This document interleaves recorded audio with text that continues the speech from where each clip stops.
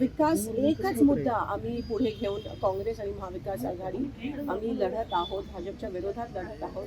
आणि ही खरं तर भाजपच्या नाही पण लोकशाही टिकवण्यासाठी, संविधान टिकवण्यासाठी की असं होताना दिसत आहे. म्हणजे काही ठळक वॉर्डात जिथे आमचे ठळक जुने नगरसेवक उभे आहेत तर ते खोटं नाही सांगत. आणि सगळेच काल त्या ठिकाणी मी CPना पण अनेकदा त्या ठिकाणी आव्हान केलं की येऊ नका, कारण का एकच आपल्याला एक उम्मीद आहे, पोलीस, कलेक्टर ऑफिस आणि कमिशनर ऑफिस यांच्या पलीकडे आपण नाही, ह्यांच्याकडूनच आपल्याला अपेक्षा आहे आणि तेच आम्हाला न्याय देऊ शकतील.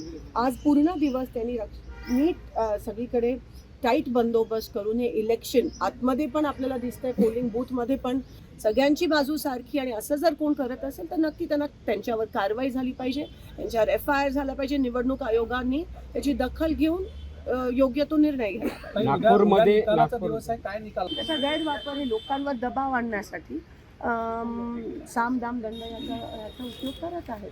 तर लोकांना कळून पोलीस प्रशासनाचा दुरुपयोग केला जातो. 100% पोलीस प्रशासन असेल, तुमचे निवडणूक आयोग असेल, पण नवीन लोक जे आहेत त्यांनी पहिल्यांदा सत्ता बघितल्यासारखं वागतात, ते कदाचित ते त्यांच्या डोक्यात केलं.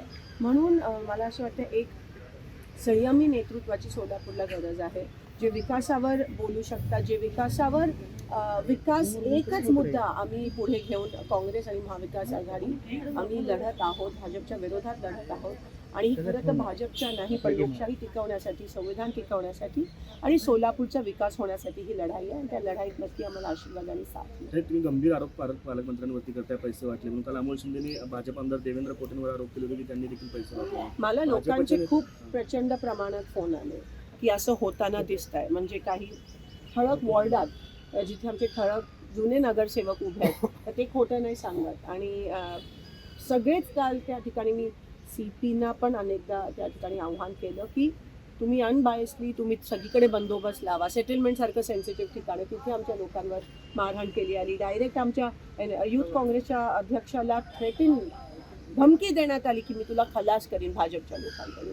असं जर पोलिसांच्या समोर होत असेल आणि एवढा दबाव, म्हणजे मी पोलिसांना खरं तर मी त्यांना अप्रिशिएट करते आणि त्यांना मी प्रोत्साहन पण करते की तुम्ही पण कोणत्या दबावाखाली येऊ नका, कारण का एकच आपल्याला एक उम्मीद आहे, पोलीस, कलेक्टर ऑफिस आणि कमिशनर ऑफिस यांच्या पलीकडे आपण नाही, ह्यांच्याकडूनच आपल्याला अपेक्षा आहे आणि तेच आम्हाला न्याय देऊ शकतील.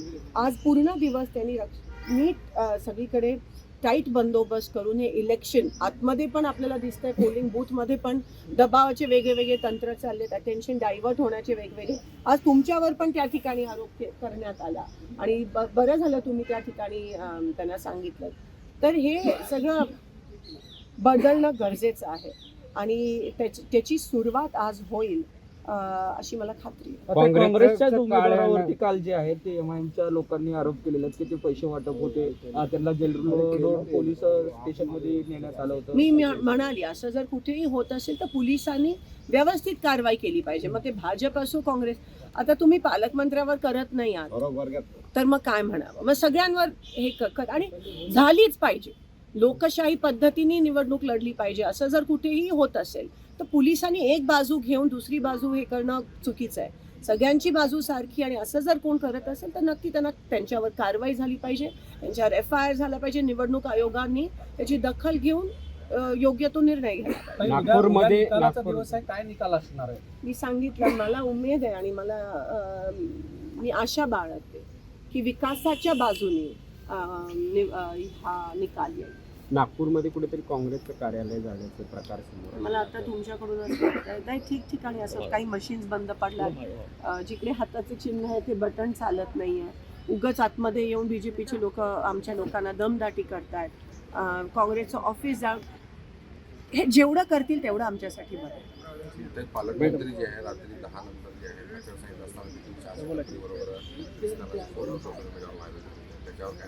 हे तुम्ही मला आता तुमच्याकडून कळत आहे. मला आता कोणीतरी विचारलं ही न्यूज माझ्याकडे रोज येतेच आहे, काल काय झालं आणि ते काय करतायत. आणि हे जसं मी म्हणाली, हे सगळं त्यांच्यासाठी नवीन आहे, त्यांनी कधी बघितली नाही आहे, ते त्यांच्या डोक्यात केलं आणि त्याचा गैरवापर ते खूप मोठ्या प्रमाणात आपल्याला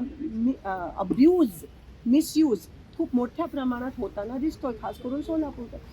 नवीन आहेच असतात त्यांच्यासाठी आणि सत्तेचा अहंकार त्यांच्या डोक्यात चढला आहे. त्याचा गैरवापर हे लोकांवर दबाव आणण्यासाठी साम दाम दंड याचा उपयोग करत आहेत.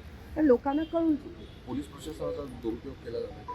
100% पोलीस प्रशासन असेल, तुमचे निवडणूक आयोग असेल, सगळ्याचा दुरुपयोग ह्या ठिकाणी होत असताना आपल्याला दिसून येतो. आणि म्हणून मी अधिकाऱ्यांना विनंती करते हात जोडून, अभ्यास करून IAS असतील, IPS असतील, खूप कष्ट करून संविधानाची शपथ घेऊन तुम्ही इथपर्यंत आलाय. तुमच्याकडेच आम्हाला आता बघणं आशेचं किरण दिसतं. कृपया तुम्ही या देशाच्या जनतेला हिंमत द्या. महाराष्ट्रातील सर्व बातम्यांचे विश्वासार्ह व्यासपीठ, सकाळच्या सर्व सोशल मीडिया प्लॅटफॉर्मला लाईक, फॉलो आणि सबस्क्राईब करा. तसंच सर्व नोटिफिकेशनसाठी बेल आयकॉन प्रेस करायला विसरू नका.